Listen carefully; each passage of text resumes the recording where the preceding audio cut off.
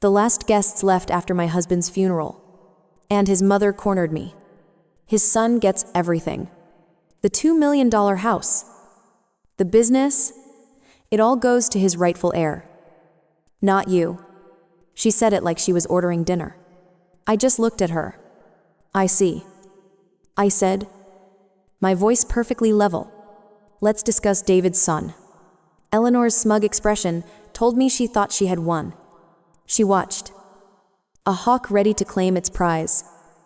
As I walked over to David's antique mahogany desk, but I didn't reach for a folder of papers or a checkbook. Instead, my fingers found the power button on a small, high-quality audio speaker. I pressed play. David's voice filled the room. It was warm and firm. The sound of it, a physical blow that made my knees weak. But his words were a fortress.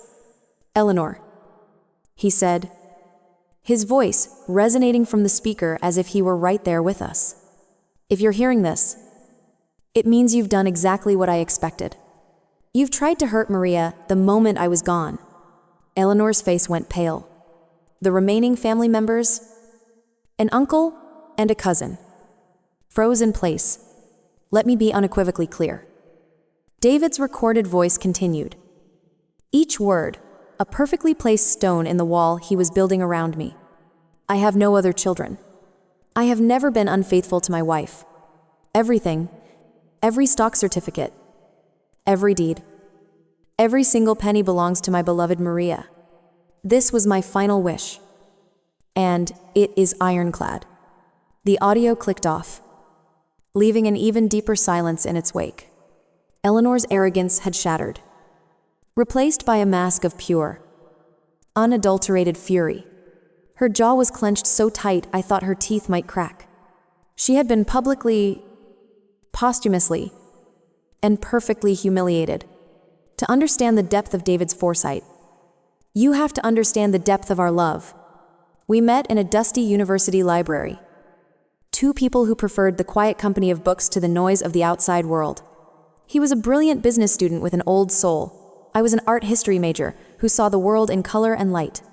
He inherited his family's company, Preston Industries, but he never let it define him. He defined it. Our partnership was the foundation of our lives. We built the company together. His strategic mind and my creative vision, turning it into something more than just profitable. It became a legacy.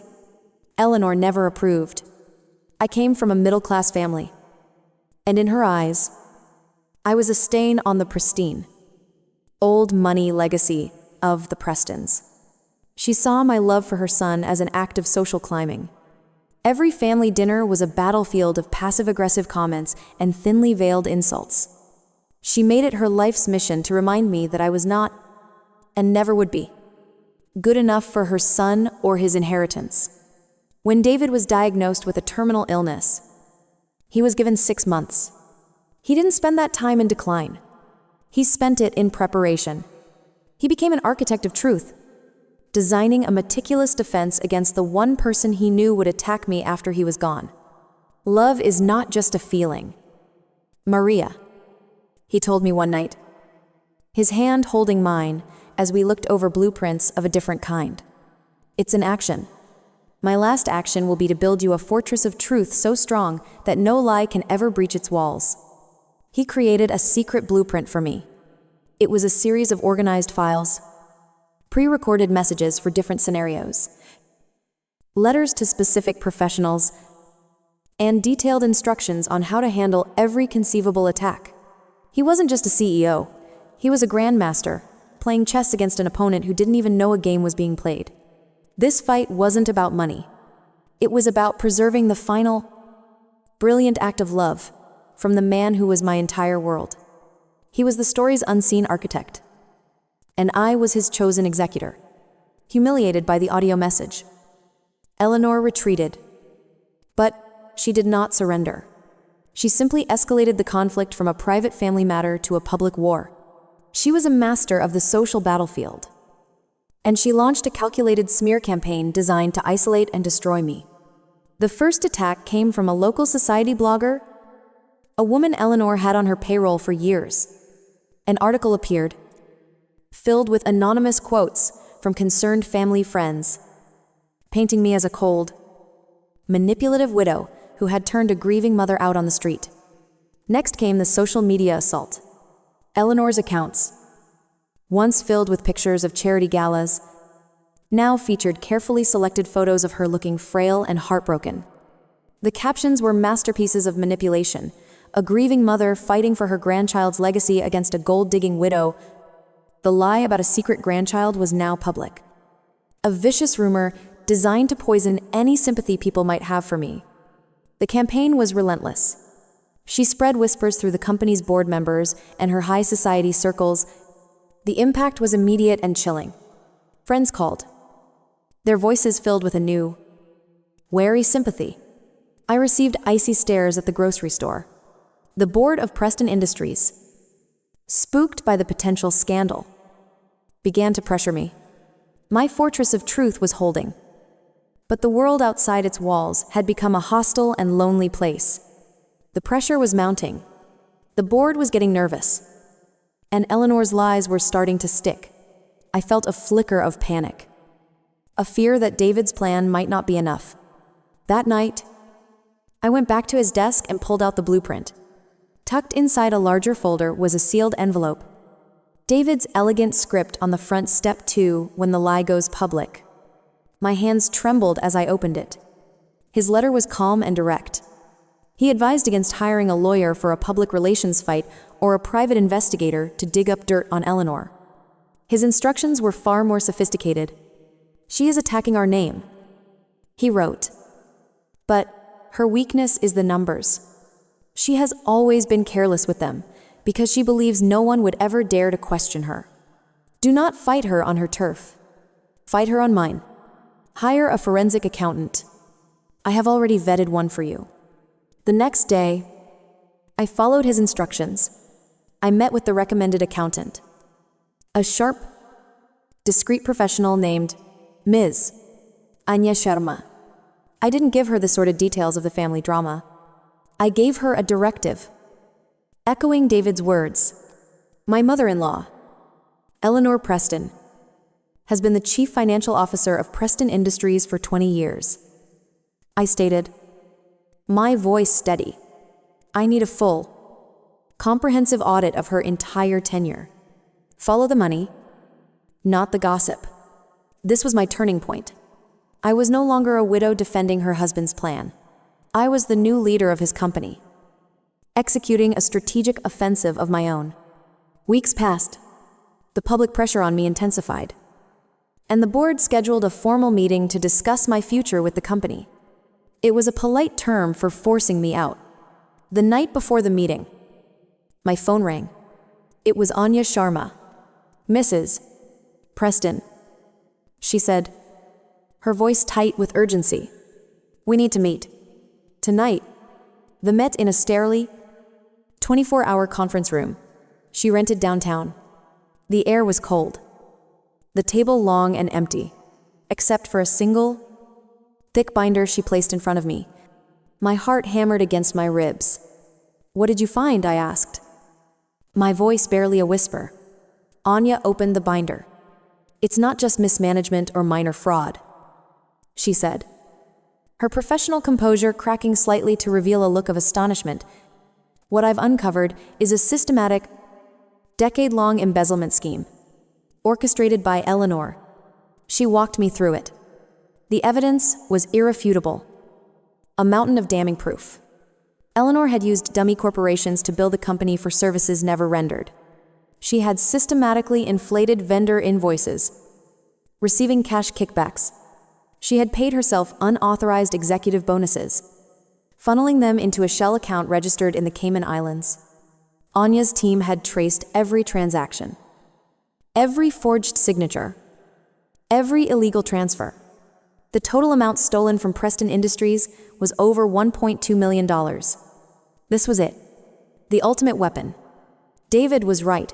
Her weakness was the numbers.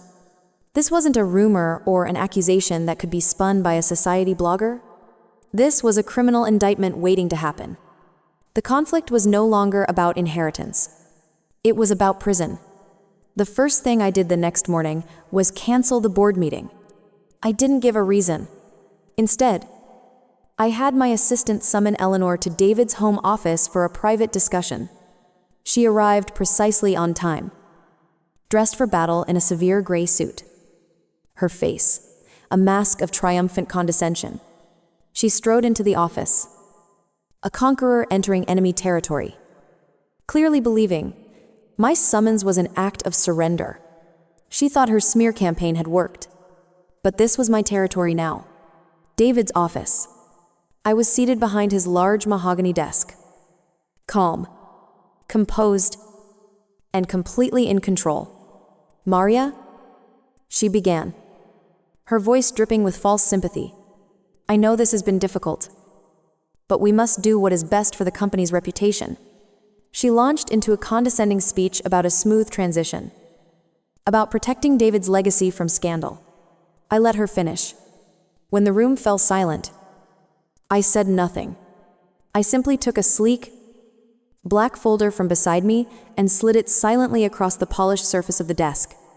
It came to a stop directly in front of her. Her condescending expression dissolved into confusion. She opened the folder. I watched as her face transformed. Confusion gave way to disbelief, then to pure, abject terror.